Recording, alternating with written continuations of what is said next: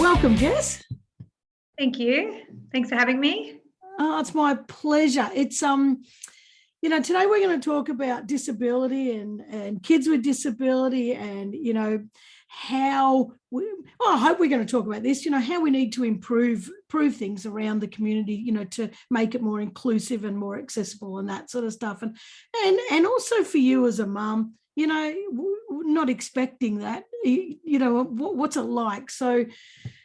And you also own a business as well as having 3 kids, all under 8, so all 8 and under. So, oh my God, you talk about getting off the bench. So I'm really glad you've joined us today to open up this topic that sometimes, more often than not, doesn't get enough attention. Absolutely. Yeah. So, basically, I'm just honoured to be here today. So thank you. And I never thought in my life that I'd be an advocate for a disability. So here we are. Isn't it funny how, we can have all these plans for our life, but the universe or whatever you want to call it, I don't know. Some people say God, some people say the angels, some people say blueprint, whatever the hell it is it's funny how, life just throws these things at us. And I truly believe that we don't get them thrown at us unless we're capable of managing them, and yeah, my nan says that to me all the time. Yeah, although I don't think it's in our plan very often. We kind of want to, all of us want a nice smooth running life, and it's doesn't always turn out like that. Tell us about before you had the twins, obviously you're with your partner, you're just thinking, well, have a baby, and you've got that idealistic kind of life. We have a baby and they'll be so nice and blah, blah, blah. So, how did you imagine your life was going to look when you first knew you were having a baby? So we actually were pregnant with one child and then had a miscarriage at 12 weeks. Oh. And then 6 weeks later got pregnant with the twins.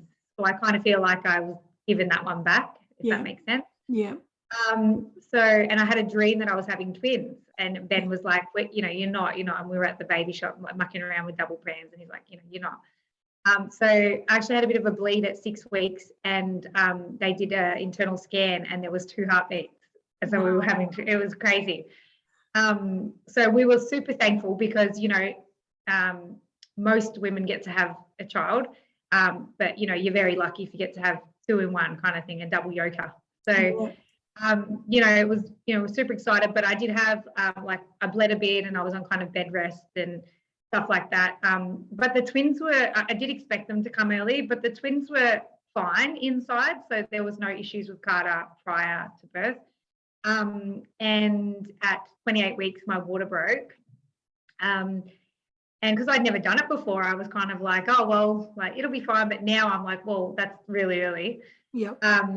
And then so I was in Clayton Hospital for 2 weeks on bed, kind of bed rest. So I basically was not in labour, but my water had leaked, punctured, I suppose. So I just kind of had water leaking for 2 weeks. And then they induced me at 30 weeks. And I obviously had never done it before, and they had a big room full of people for cesarean and stuff like that. And they asked if I wanted a natural or cesarean, and obviously I wanted a natural, so we went down and did that. And Carter came out 1.3 kilos, so it was like a chicken fillet, so 2 pounds. And Chase came out 2.2. So Carter came out, and then they used forceps on him. And as you can imagine, a chicken fillet's tiny. Forceps are made for fully grown heifers. So didn't think anything of it at the time. And then Chase came out breech, and again, and they kind of took them away and put them in the cribs, and because they were quite lifeless, I suppose you'd say. So, we were at Ronald Mack House, it was all the, we experienced everything in this first pregnancy that, people don't even know about. So you speak of Ronald Mack House and, you think, oh, that's great. But until you actually experience it, it's incredible. So then they were tube fed. So again, I had to express and save the milk, and then they'd feed them tube fed. So again, I didn't get to breastfeed. And then to get them out of hospital, they needed to be bottle fed or breastfed for 24 hours, I think.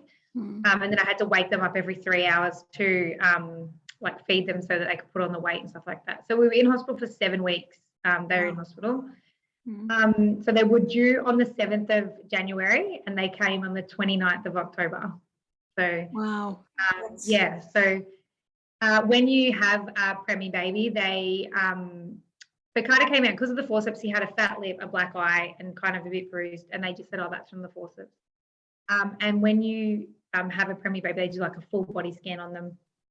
So on day 3, we got called into like with all the doctors, and they said, "Oh, look, twin A," they called him, which is Carter. Twin A has got a bleed on the brain, and he, you know, that twin B doesn't, but twin A does. And I said, "Oh, what does that mean?" And they said, "Oh, it means that, like, you know, he could be behind in reading or writing, kind of thing." So I was like, "Oh, well, whatever, I'll just get a tutor or something, like it'll be fine." And then they said, and I said, "What do you mean, like a trauma? I don't know what that means." And they said, like a football player having a trauma to the head. And I was like, okay, so he hasn't been playing football, so like it's from birth, like and then they said, "What side is the bleed on?" They said the left. And then sorry, it was the right side. And they said and I said, "Well, it's from the forceps, he's got a black eye," kind of thing. "Oh, no, it's not from the forceps." So they were a bit, you know, they were careful with what their words were. So they dropped the cerebral palsy word. And obviously, like and this is why I like to do this, this is like why I'm advocating for disability, is when I was at school, everybody was a retard. That's what the word was, you know. I was not educated at school. Cerebral palsy kid and a autism kid, they were just retards. They weren't cerebral palsy, autism.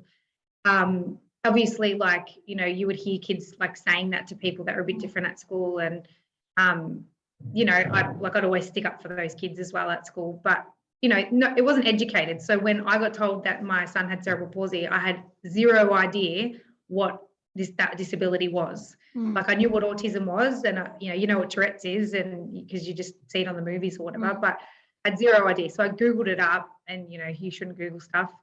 And and, you know, and this is the thing with cerebral palsy, it's a massive umbrella, and you might have your cerebral palsy person that has like the bent hand like that, or you might have your cerebral person that's like tube fed in a wheelchair, or that can be in a wheelchair and walk on a walker. And I'm like, well, which one's mine going to be? So back then, because that was, you know, nearly 8 years ago, they would never diagnose cerebral palsy until the kid had turned 2, till it was supposed to meet its milestones.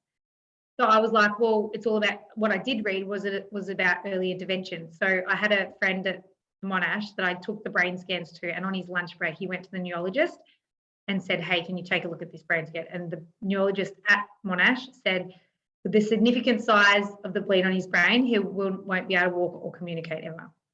So at 4 months old, we found that out.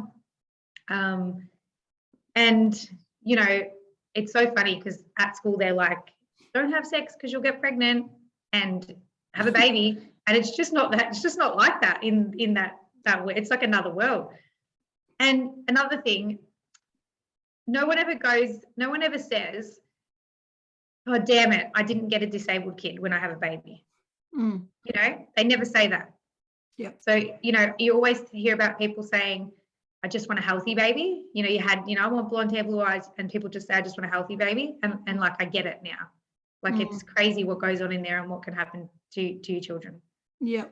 And so you were expecting, and I hate the word normal, because I think the word normal is like, a setting on the washing machine, but you were expecting, you know, a life with just 2 happy, bouncy twins that would grow up with no issues, and well, except when they get to teenagers, because bloody hell, that's horrible, no matter whether they've got a disability or not. But at least they're not teenager girls, though, because I've got a girl and I'm in trouble. Oh, they're bitches. They are. But she's a clone of me, so I'm like, ooh. You're in trouble. Yeah. I used to be a teacher at TAFE, and I taught Cert 4 and diploma in disability. And one of the things, I want to read this out to you. You know, have you ever heard of Welcome to Holland? No. I'll send it to you. It's the whole concept of it's a writing by Emily Pearl Kingsley, and it's about that, you know, when you're having a baby and you think everything's going to be perfect. You know, it's all my friends are having babies and we're going to have a baby club, and, you know, we're all going to take our babies out for baby chinos, and, you know, you have all these sort of idealistic fantasies about what it's going to be like. And let me read this out to you, and my listeners are going to appreciate this too. And it's probably a few minutes, but just it's worth it's worth it. I'm often asked to describe the experience of raising a child with a disability, to try to help people who have not shared that unique experience to understand it, to imagine how it might feel. It's like this. When you're going to have a baby, it's like planning a fabulous vacation trip to Italy. You buy a bunch of guidebooks and you make your wonderful plans. The Colosseum, the Michelangelo David, the gondolas of Venice, you know, you may learn some handy phrases in Italian, and it's very exciting. After months of eager anticipation, the day finally arrives. You pack your bags and off you go. Several hours later, the plane lands. The stewardess comes in and says, "Welcome to Holland." Holland? You say. What do you mean Holland? I signed up for Italy. I'm supposed to be in Italy. All of my life, I dreamed of going to Italy. But there's been a change in the flight plan. They've landed in Holland, and you must stay. The important thing is that they haven't taken you to a horrible, disgusting, filthy place full of pestilence, famine, and disease. It's just a different place. So you must go out and buy new guidebooks. You must learn a whole new language, and you will meet a whole new group of people you never would have met. It's just a different place. It's slower paced than Italy, less flashy than Italy. But after you've been there a while, you catch your breath and you look around and you begin to notice that Holland has windmills. Holland has tulips. Holland even has Rembrandts. But everyone you know is busy coming and going from Italy, and they're all bragging about what a wonderful time they had there. And for the rest of your life, you will say, yes, that's where I was supposed to go. That's what I had planned. And the pain of that will never, ever, ever go away, because the loss of that dream is a very significant loss. I always bawl at this point. I've been tearing up the whole time. But if you spend your life mourning the fact that you didn't get to Italy, you may never be free to enjoy the very special, the very loving things about Holland. Isn't that beautiful? Oh, it's actually spot on. It is spot on. Thank you so much for sharing that with me, because I was just like, I feel like it's exactly what it is. Even when you were just saying about like the baby chinos, I still remember, like, I'd meet up with my friends because we all had babies, and they'd all sit around with their coffees like around the table, and I'd be grabbing Carter out and putting him down the slide and had to sit with him, and I just wanted to sit and gossip with my friends and have a break. Yeah. And it wasn't a break, so I just ended up not going out because it was like too hard. You know, and it's like I still, to this day, I still like envy people that are like taking their kids on a plane. Like, I don't even know, like, I've called before and they have to put the wheelchair under the thing. Like, just everything's harder. Yeah. Everything. And I think I'm like, why me? You know? Yeah. I think that sums it up in that state, that line, and the pain of that will never, ever, ever go away, because the loss of that dream is a very significant loss. I think that, you know, if you were to have a baby and it does have a disability, you accept it and you love that baby with all your heart, you know, and it's there. But I think what often gets overlooked is the grief, you know, the grief of the loss of what I might have had, you know, and it's not like you say, it's not like that baby is any less loved or significant or beautiful. It's the fact that you're dreaming of an easy life, you know, of somewhat, because we all do. We all have these fantasies of what life should look like with a kid, you know, and it's hard. And I want people to hear that, because I want people to realize that a kid with a disability is not less. It is just as much. That kid is exactly the same, but there are so many more things that have to be considered to keep that baby just on track, just to keep them upright. So thanks for sharing that. That's really good. I'm going to send it to you. Yeah. Look at me, I'm a sniffly bloody. I was like, as soon as you started reading it, I was like, oh.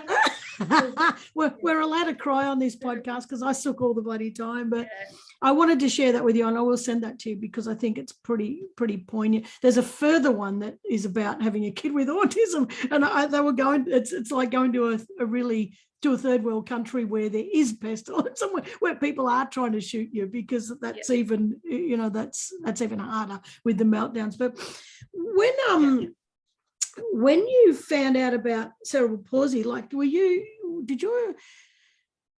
did you sort of have these thoughts about how the hell am I going to do that?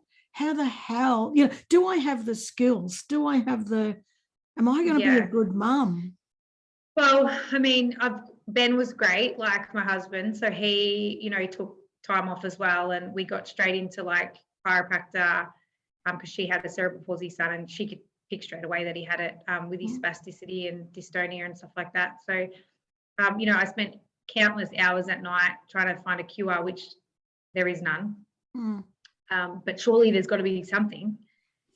So, my husband, dealt with it a lot. I think I just put on like my mum cape and was like, I need to fix this problem. So, like went to the bottom of the earth to find something. And we did. We found stem cell therapy in Bangkok. Yeah. And we're pretty proud people and don't like ask for money or help or anything like that. But obviously, like I was on maternity leave and didn't have any money, and Ben was working. Well, he was home with me a lot, so he was like not really working. So our friend made like a GoFundMe, and the community just like was incredible, absolutely incredible. And this is before I was Jess from the Makeup Artist. So I was still a makeup artist, but I wasn't Jess from the Makeup Hub that everybody knows and all the business owner knows from Triple M. So, and I remember every single one of those people that helped me. And if you scroll back on Carter's page, like, we did, they did tattoo days, we had news come down, my nan shaved her hair, like we raised about 50 grand. Wow. Yeah. But, with that, and I just wanted to mention this, with a GoFundMe, you need to so it was 50 grand to go to Bangkok for a month, and it was stem cell therapy. But let me tell you, when we were fundraising for I think it was 8 months, when I bought a coffee, I felt guilty about it. Yep. I just felt like people were like, oh, look at her with a coffee, but she's getting free money every month. Like, I don't think people were saying that, but that's how I felt inside. Yeah. And like, I'm forever thankful for those people, because like, we just wouldn't have had, like we don't have 50 grand now to take him, but it was over there, the Royal Children's Hospital advised against it, third world country, Australia's got such strict rules about, health that we're behind. So anyway, it took him at 1, which in hindsight, I wish I'd have taken him a bit older, because, he was 1, but he was actually 9 months old. Corrected, if that makes sense. And so he, it was hard. It was intense therapy every day. And then they injected him in the back with stem cells, which none of us were a match. So it was a donor as well. So, they like the Royal Children's were like, what happens if that donor has like AIDS or something? Yeah. And so then I'm like, paid the money and was like, oh, what happens if I come back and he's got AIDS and I've made him even worse? Like, anyway, it was just all this stuff. But we went, and it was incredible. And we made some friends from Brazil. We made some friends from Brazil. They, we couldn't talk very well to each other and stuff like that. But their son, and I just want to say this because this story is crazy. Their son was in a wheelchair, tube fed, and he was, kind of a vegetable. And so I said, he was showing me photos of his son, like skating on a scooter, surfing. Wow. And I was like, is this son? They looked at it, and he's like, yeah. He said, me and my son were in the Brazil Ocean surfing. He got struck by lightning at 11, lost oxygen to his brain, and that's how his son is. And then I sat there for a second and thought, and so he was 13 at that time, and I thought, gee, like, people do have it worse off than me, because I mean, I don't know any different. but you've had your son saying he loves you, eating sushi, surfing, and now he's in a nappy and you have to tube feed him. So, I mean, you know, we're still friends on Facebook and I still see that stuff, but I remember that story and I thought, I feel like that's worse than my story. Wow. I thought you meant that he started surfing and everything after the therapy, but oh my God. See, when I used to teach disability, that was one of the questions I used to ask. Is it better to be born with a disability or to acquire a disability? And it created so much debate in the room. It's like, I don't know, because if you already had a great life and then you became disabled for some reason, there's always that grief and loss, you know, I can't be who I was. But then if you're born with it, it's like I never knew any different, but you still never had that chance to have all the other things. It's one of those questions that we'll never know the answer to, but oh my God. Yeah. I feel like for a parent, being born with it would be my better option. Yeah. Like, I mean, imagine having them out of nappies and having them, you know, and then going back to a baby at that age, like would be, because potentially, you know, and this is what I say all the time, like no one has a baby to have a baby their whole life. Yeah. So regardless of how old Carter is, he's still got baby traits. I still have to change his nappy, prepare his food, dress him. And it's like, you know, there's this thing called caregiver, like burner or whatever it is. And it's like a thing. And it's a thing. Like I've had it.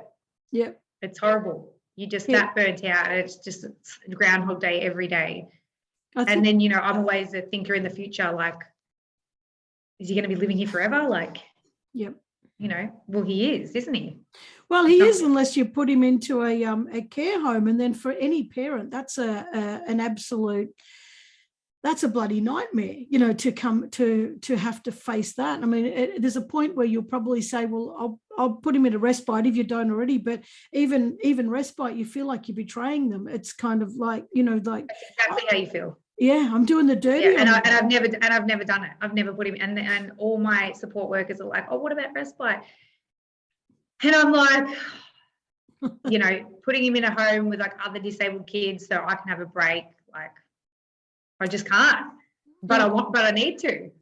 I know. But I can't. And this is what people don't see. I think it's, you know, compassion fatigue, your caregiver fatigue, that sort of stuff that you're talking about. People don't see that, you know, because they only see you down the street having a coffee, you know, you're putting Carter in out of the high chair or whatever you're doing, you know, helping him with a coffee, and they're kind of like, oh, that's cute. Yeah, that must be hard. And then they move on, you know, they don't see that that constant, and it's so freaking tiring. And yes, you might get to a point where you're so exhausted, you go, you know what, I'm just going to have to put him in respite for the weekend because I need a break. But I can tell you now, as you're saying, that sense of betrayal, and you wouldn't rest anyway, that at least that first weekend, if you ever did it, because you'd be constantly thinking, what are they doing to him? What's he doing? Does he feel like I betrayed him? What's he thinking? You know, does he think I'm not coming back? Mum guilt. It's the worst thing. Oh, yeah. I mean, there's nothing like it. Mum guilt is probably, I've never felt anything like mum guilt. And if I'm being honest, I would never put him in respite, like for a weekend. I'd just pay a babysitter to come to our house. But, you know, it's funny when you were talking about having a break and stuff. So, like, me and my husband have been together since we were 15. And we talk quite openly, civil, about, like, do you just want to break up and have every second weekend off so we can have a break? Yeah. Like, and just say, like, we just didn't make it. Do you know what I mean? Like, 80% of marriages with a disabled kid, they don't make it. So we try, and, like, you know, our parents have the kids once a month so we can, like, kind of have a date night and stuff like that.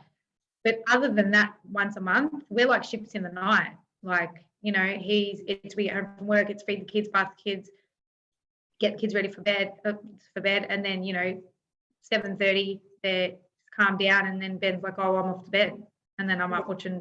Then I need my alone time, so I'm watching whatever till 11. Yeah. But, you know, we've seriously spoken about it, because it's like, it's just, we need a break. We need a break.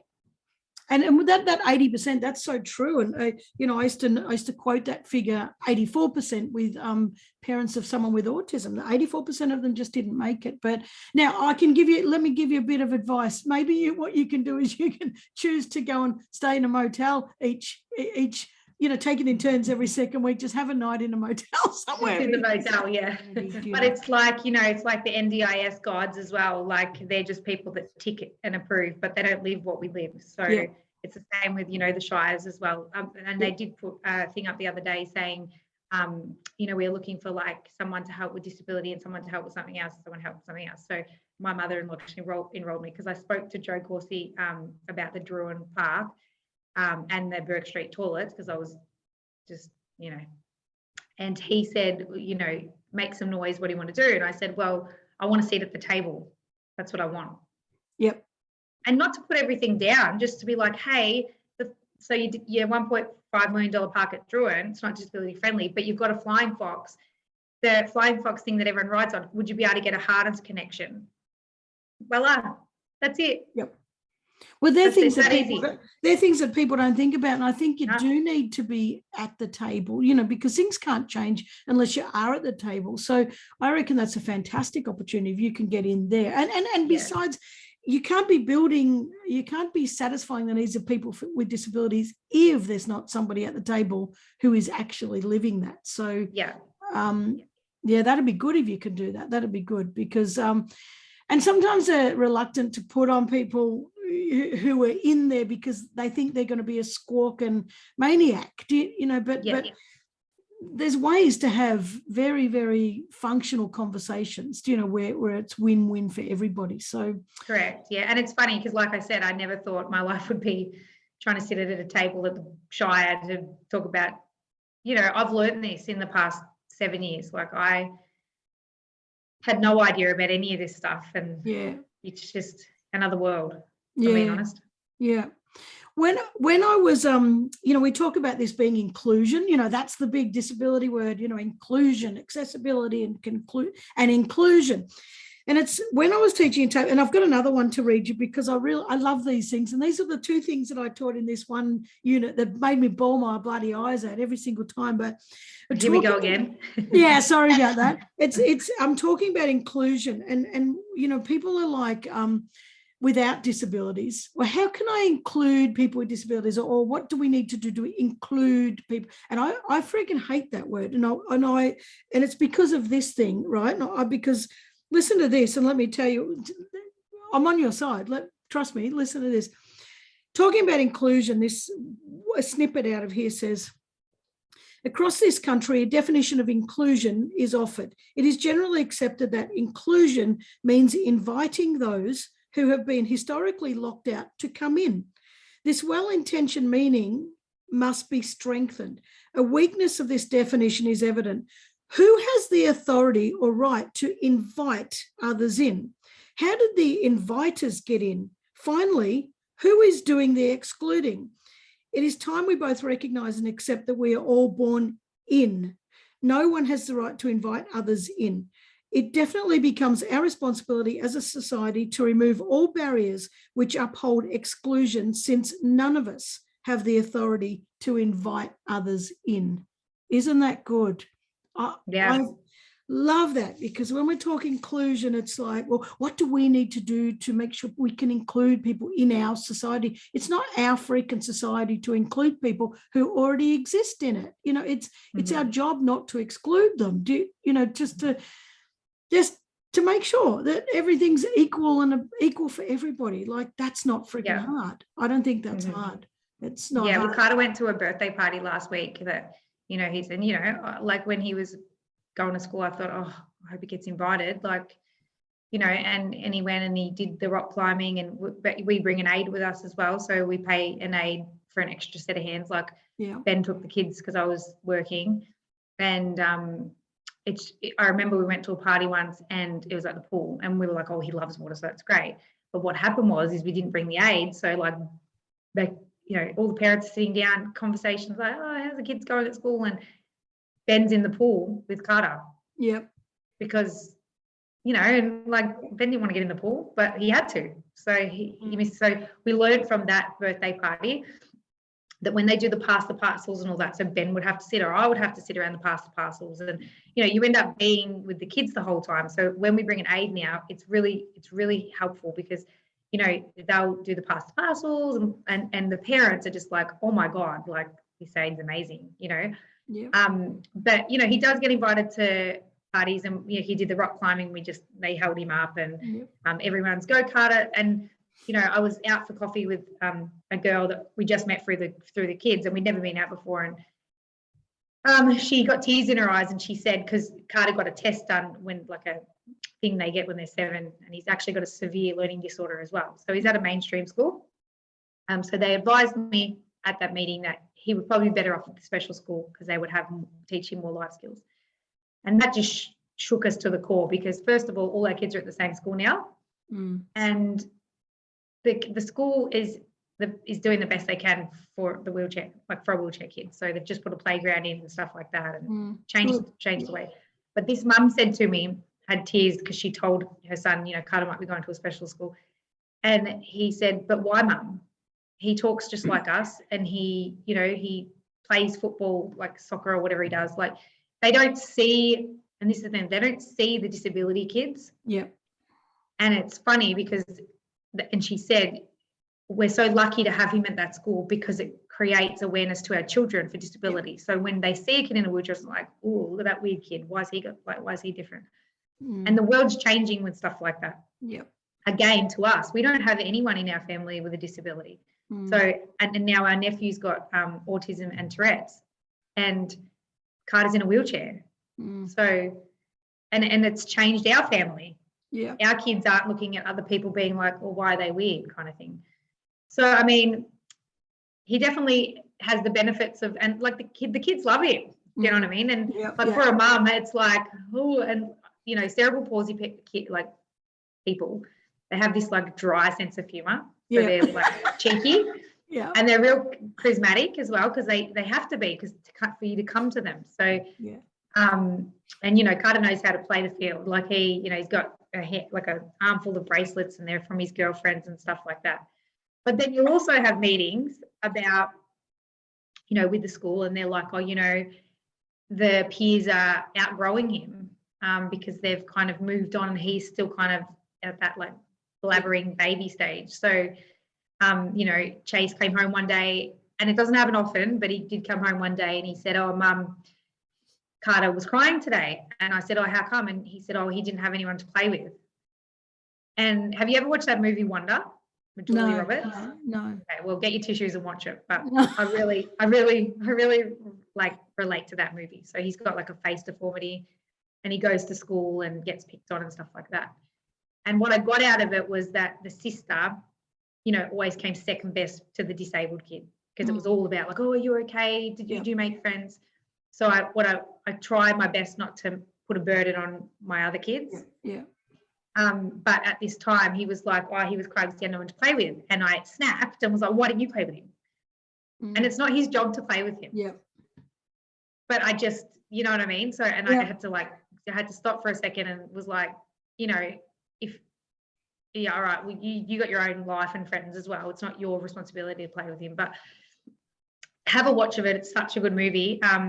But so I said to the teachers, like, what happened that day? Like, he was so upset he didn't want to go to school the next day. And she said, oh, well, his peers have outgrown him, basically. And here we are thinking he's the cool kid at school with 100 braces up his arm and, everything's peachy and stuff like that. So, I mean, and again, like, and I wrote about it the other day about the play centers and stuff. So, it's got a use by date on it. Yeah. I can't take him to the play center when he's 15 or 10 or whatever because he's too heavy. So right now we'll take him to inflatable world, we'll chuck him over our shoulder and we'll have to climb up and hope we don't drop him. And like he's had a couple of drops, so he's pretty still. So he's, but he's like, I want to go again. So, and we get messages from random people all the time about, oh, you're so inspiring. You always, make, him look involved and like make him not feel left out and do the best. If I'm being honest, it's easier for him to stay at home and put him on an iPad. Yeah. but we try not to. And I feel like our time's running out because you won't be able to go there one day, you know, when I never actually realized that till we were there the other day.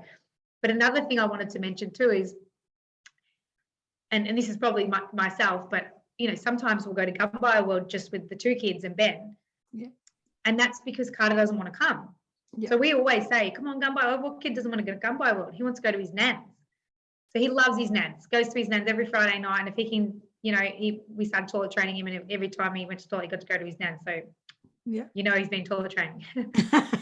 but when we're at Gumbaya World and we get that family photo of the 4 of us and post it on Facebook, I instantly think, oh, I wonder if people think, oh, look, they left the wheelchair kid at home because it's too hard. He doesn't want to go. Yeah. You know, he doesn't want to come. So sometimes he wants to, but other times he's more like his Gumbaya World is his nans with his iPad. That's what he likes to do. Yeah.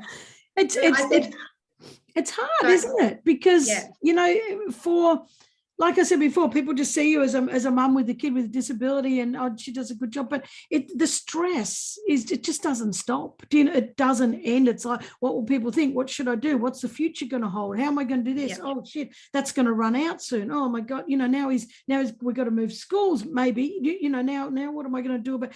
And I think that it's, I mean, the thing I really want to get through this, I mean, you've got different aims to me probably, but what I want to get through is that have a bit of kindness towards families with disability, because we'll have a lot of kindness, not a bit, because it's a tough bloody gig. It's a really tough gig, and it's all these things you worry about that most people are not worrying about, you know, and they compound and they build up and then you snap at somebody. You know, but it's not about that. It's just it's such a hard slog day in. I wrote this thing a while back.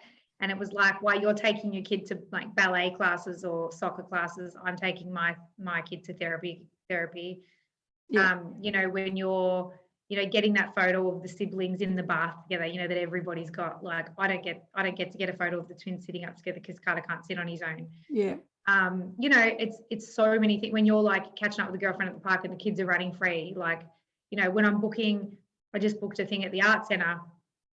I can't just book any seats. I've got to call and like say, hey, can you get the wheelchair access seats? And when I want to go on an aeroplane, I can't just book a Jetstar flight, like a cheap one. I have to like ring them, and then they have to like put the wheelchair under the plane, and then how do I get him from there to on the plane? Like, do you supply a wheelchair? We can't sit in one that doesn't have harnesses, and it's just like, you know, when we go to a birthday party, I need to organise an aid for that, or, you know, just when he goes to a birthday party, I also have to bring like an extra chair for him to sit in, or, you know, we've bought a caravan up at Woodside, and before we bought it, we had to like go around Woodside, and there's like this big like swamp area that if he found where it was and went in it, he would drown. So, you know, I had to tell the park guys, hey, do you reckon you could put a fence up or something? Like, just even the house modifications, like for the wheelchair, like, you know, his nan's moving into a new house and renovating the house for wheelchair friendly. So, you know, my mum, you know, will invite us to our nans for Christmas. There's stairs on the way up. There's no really supportive seating. So we're at the point now, no, we won't be there, because it's like taking his legs off him for the day if we take him out of his chair. Yeah. So I'm quite strong about that now. So all our house is like disability friendly, and look, I've got some great family that, you know, will organise a party at a park and message me and say, hey, it's disability friendly. Yeah. But, you know, and it's crazy because I never looked at a disability friendly shop or place ever until I had a kid in a wheelchair. And so I mean, not only to families, but to business owners, if you can just change your like any tiny bit, like the little ramps up. First of all, it's so embarrassing if we go to a place and it doesn't have a thing for him, well, for you, for the business, but also for him, because I feel like, and it's probably me again, I feel like he feels like a burden to us. Yeah. So we went to the cinemas in Warragul, and, you know, the stairs there. Yeah. And they were lovely, and it wasn't their fault, but the battery had broken into the thing. I actually wrote about it. And so we went to go see this movie, and we were waiting at the bottom of the wheelchair, and they're like, oh, we're really sorry, like the guy hasn't come down from code because of the ring of steel, like, and the lift's not working. So sorry, Carter, I'll have to take your wheelchair back to the car. And luckily he was at a size where we could carry him up the stairs. But then he doesn't sit in the seats well and moves around and stuff like that. But it's every little thing we do, we have to think about, is it disability friendly before we do it? Where any other person would go, jump in the car, let's go to the movies, and nothing's an issue. Yeah. And it's not about crying poor either. You know, poor me, you should feel sorry for me. It's not about that. No. It's just about raising that awareness so that people can have that empathy and a bit more understanding, you know, that oh shit, it's not that easy. And you know, and just to help you, like you say, you know, your friends saying this is a disability park, you know, that sort of stuff. That stuff's very bloody helpful. But and it's so nice, like it makes me feel like people care as well, you know, like that they take the time to make sure they organize something that you know is inclusive, even though we don't like that word. But and you know, there's another example of a birthday party. We had this roller skating ring, and it was the first one he'd ever got invited to at school, and so I was like, well, that's perfect because they can like roller skate and he'll be able to wheel around. And they had like ramps, and I was like, oh well, I won't helicopter him, I'll just like stand back. And so he went over the ramp, and he was like having the best time of his life. And then he went over the ramp and flipped his wheelchair. And all the mums and kids come over, and I just started bawling. I started crying, and then he got all upset, and then he's like, I want to go home. And I just thought, I remember sitting at that cafe table thinking, fuck, like I thought he was going to have a really good day today. Yeah. And now he's the weird kid that fell out of the wheelchair. And it was, honestly, it was another stab to the heart. Yeah, and it's just constant, isn't it? And it's just this constant worry about what's it going to be in the future. How, you know, how can we stop that from happening? But you can't, you know, and it's just this. How do you work full time at Triple M, and you own the makeup hub, like you know, my God, how do you even fit those things in with all this other stuff you've got going on? So now the kids are at school, it's a little easier, and I didn't work till they were like 3.5, and then they did like daycare 2 days a week. I just really needed to. I started at Triple M 4 years ago. I needed to get out of the house, and I needed to have a conversation with adults. So I was really like, I don't know if it's postnatal or whatever it was, but I'm a workhorse. So you know, some people are born to be mums. Like they're just so good at it. They're like cooking muffins and whatever. And I try my best to be the best mum I can, but I also like need to work. Like I need to not be a stay-at-home mum. Like I can't handle being a stay-at-home mum, for being honest. So coming to work for me is a break. So I've always done makeup for 14 years, and then I worked at Triple M, and then was able to open the makeup hub from working at Triple M, and then COVID hit. Yep. So I was actually leaving Triple M July that COVID hit. So opened makeup hub in October, COVID hit in March. 100% of profits gone, zero. Yep. Nothing from the government at the first half. So I had to stay at Triple M to pay for the makeup hub. So with that though, being at Triple M, being in this sales role where I sell like advertising and stuff like that, you know, you make really great relationships with your clients and stuff like that. And you become, I'm the person to call for advertising. So people call me and they're like, hey, I got your number of blah, blah, you did such a great job. So I've dug the trenches here more now. So got an incredible boss here now at Triple M. Really, you know, really flexible with working mums. Don't get me wrong, I do my job. So if it affects my job, then it would probably be different. But flexible, knows about Carter, you know, nothing's an issue when it comes to it. So if I didn't have that, I would probably leave here. Yeah.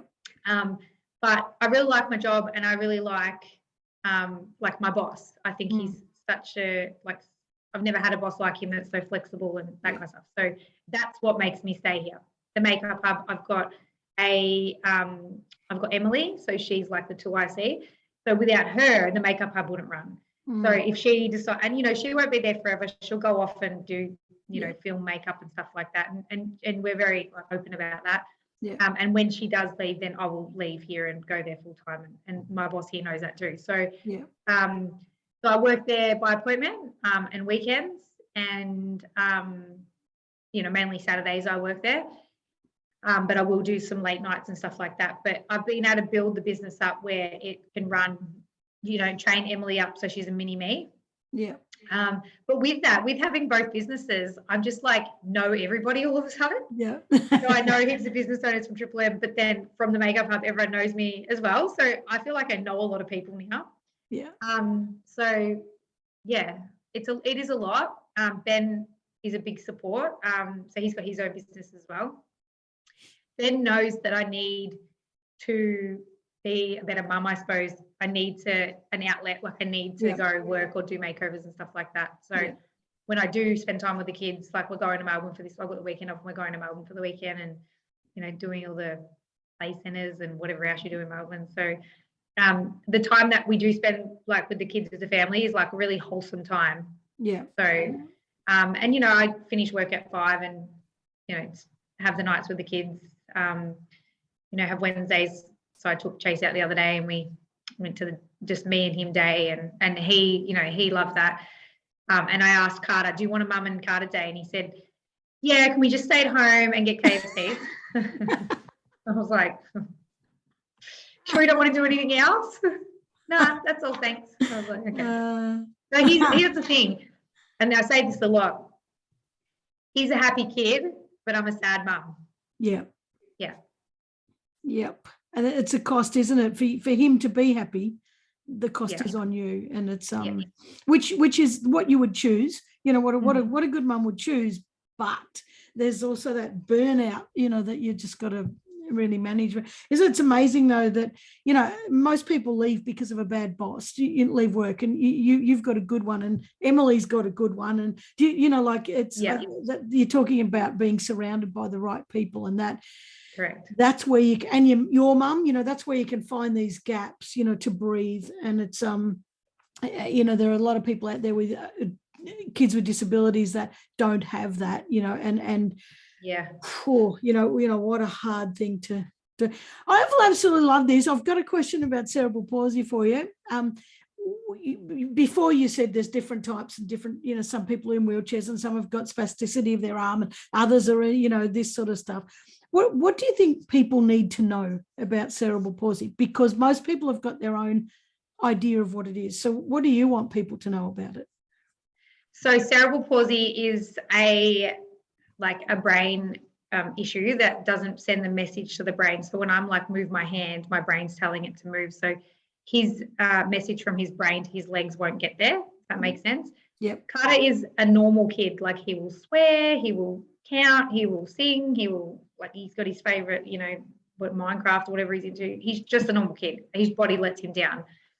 But what I will say is if you could educate your kids from a small age, sit them down one night, say people are different, because they are different.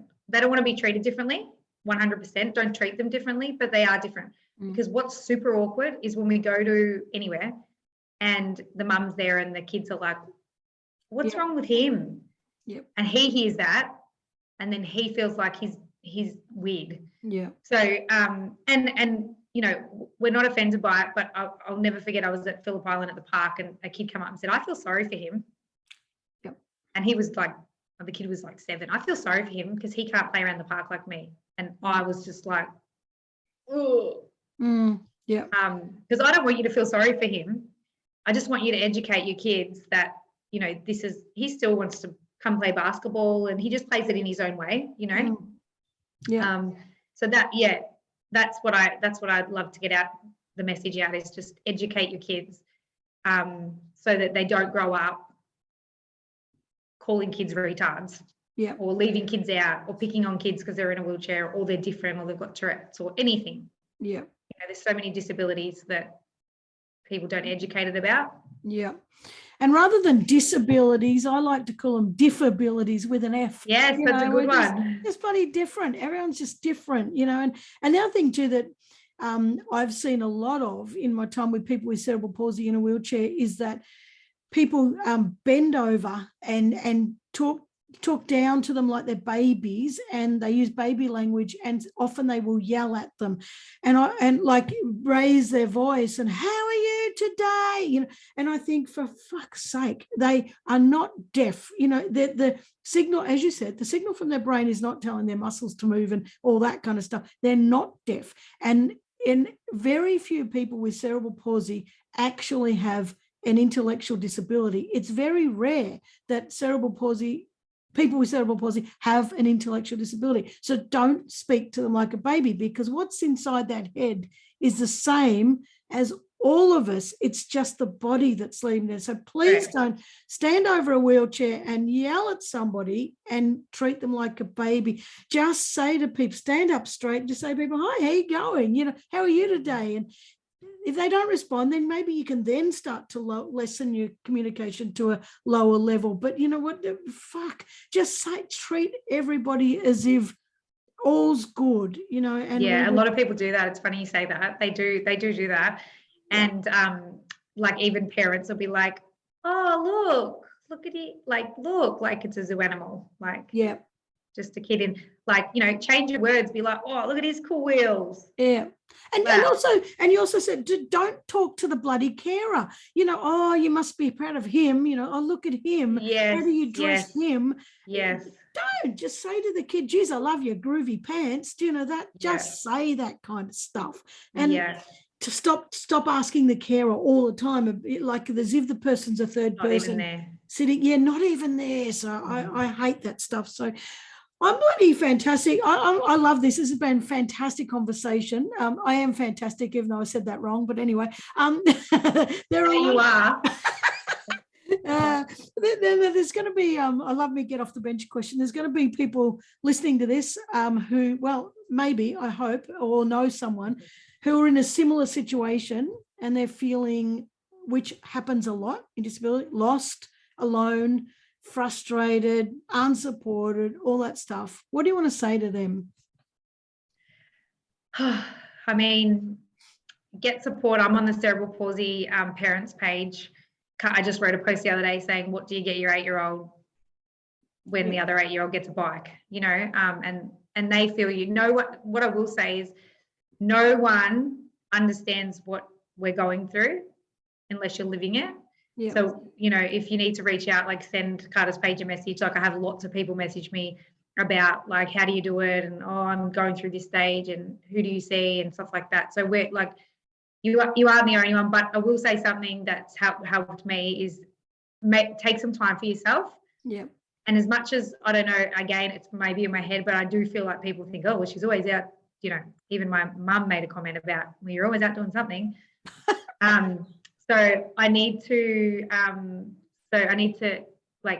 explain to people that I'm always out doing something for my mental health. Yeah. So I can be a good mum, because there's some days that I actually don't know how I'm going to continue this life, with when he's older. I stress about it. That's the most thing I stress about at night. So take every day as it comes, I suppose. I know the days go long, but the years go quick. So yeah, I've noticed. Yeah. So it feels like the days drag, but then they're 8 in October. Yeah. So yeah, that's so true. Yeah. So, and the big message in that is just find other people to talk to who actually understand it, because you're not alone. I know people feel alone because they feel trapped. It's like, I'm spending all my time looking after this kid, and I can't get out. Yeah. But just find those connections out there, because you're not alone. There are other people. There are other people in the same situation and ask for help as well. So I'm, like I said, I'm quite proud, but I mean, I've had to say, I need help. I need a night off or something like that. And I feel, and it's taken a long time to do that, but I come back the next day refreshed and a better mum.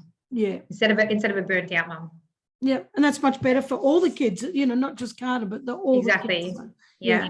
And much better for you. Just because you've given birth to a kid with a disability doesn't mean you deserve a shit life. You're allowed to have a happy life. You're as good as possible. You're allowed to have good mental health. You're allowed to have good self-care. It's not. And the thing is at the start, I had a shit life.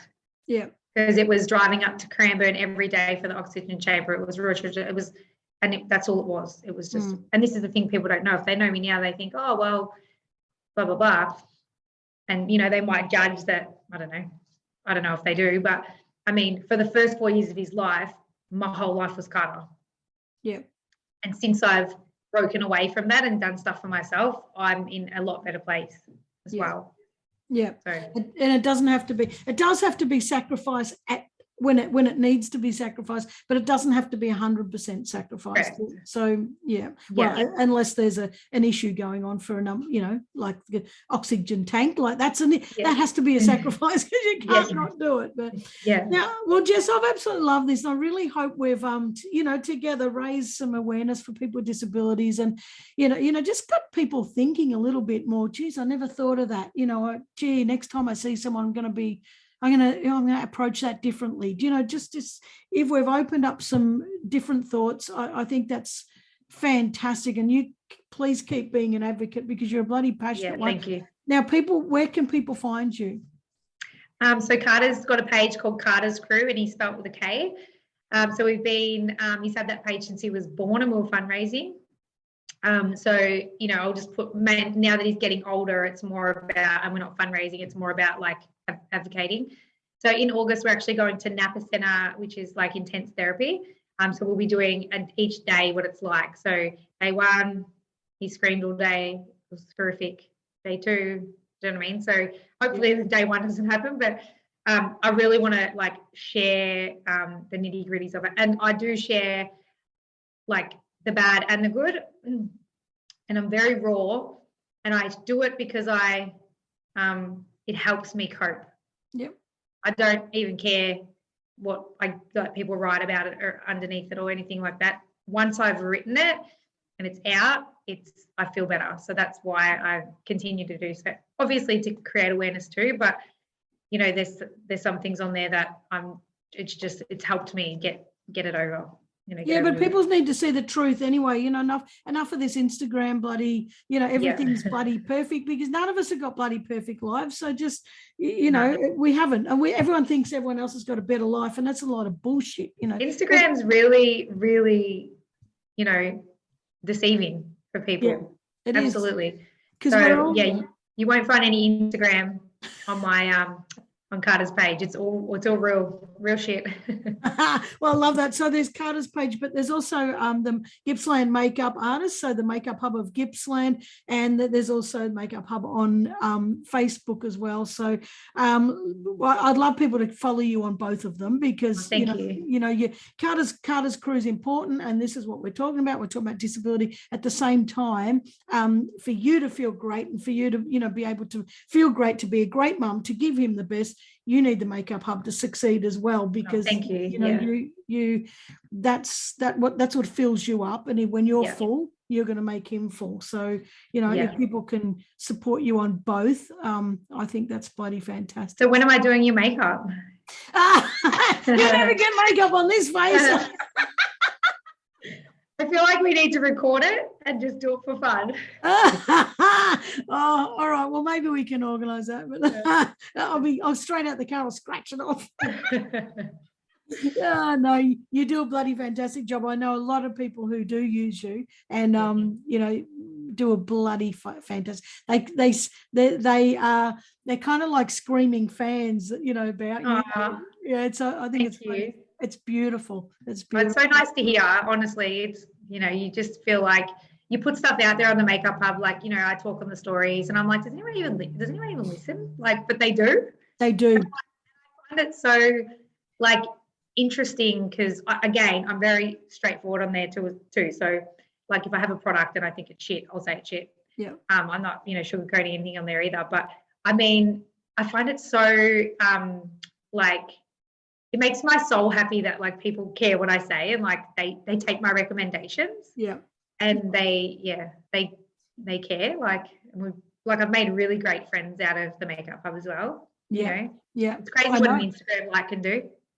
And look, I think the thing is too, you never know who's watching, and I've noticed this a lot. You know, like I sometimes don't get any reactions, you know, to some of the podcasts, and yet then I will get messages, or I'll bump into people. Gee, I love that episode with so and so, and I'm like, I didn't know you. You know, nobody. So I think this whole likes and business and reactions and all that kind of shit is just shit, and don't even do it. I think what you put out there for the right intention.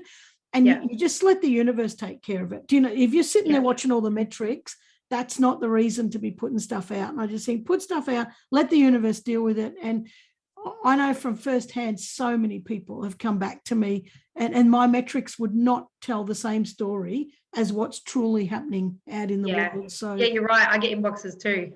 About, I really like that. I'm like, oh, yeah. And I mean, like, I love those messages. Like, someone sent me one this morning saying, you know, I know Karter from school or whatever. I just want to say you do an incredible job. I've just come across his page, blah, blah, blah, blah, blah. But, you know, it's so nice because I'm like, oh, well, no one, like, not everyone's laughing about me writing about it. Do you know what I mean? Yeah. So, and sometimes you don't know, because I didn't know. You know, I knew you from the makeup hub. Yeah. And my partner Nikki said, "Oh, you need to follow Karter's crew." Like, she's always telling me who I got to follow, because I'm not a scroller. And and I said, "Oh, who's Karter's crew?" And then I looked and I said, "Is that just from the makeup hub?" Like, and I said, "I didn't even know she had a kid with cerebral palsy." Lots of people don't. No, they don't. And that's why I reached out. You know, like let's do this. You know, because if you just don't know. You just don't know. And because I've been seeing a therapist, and he's like a hypnotherapist, and you know, he said to me, "Oh, you're a very impressive young lady. You know, like you've got the makeup hub, and you do this and do that." And he said to me, "You know, we've been working on like things to help me with coping and stuff like that." But he did say to me, and it was true. He said, "You know, you're just from the makeup hub, and it's like, oh, guys, like, blah, blah, blah." And he's like, "But then what are you like behind closed doors?" Yeah. And like, it's not like Instagram stories all the time. So, and when he said that, you know, you never think of it, but when he said it, I was like, ooh, you know. But it's so true, and I think we've got to put our true selves out there. I do, you know, and it's not to be stabbed. If you would get stabbed, we do, like, well, that's what people do. Do you know? But who gives a fuck about those people? Like, really, if we're putting stuff out there and it's changing someone's life, you know, and it makes the world better because somebody now feels better, then that's what we should do. We should just care for everybody. But anyway, I have loved this. I've absolutely loved it, and can't wait to chat more. We will be chatting more over the time anyway, but I've absolutely loved it. So I want people to go follow you, and thank you so much for sharing your truths and your heart, and it's really appreciated. Thanks for having me. My absolute pleasure. My pleasure. All right, catch you soon. Okay, thank you. See ya.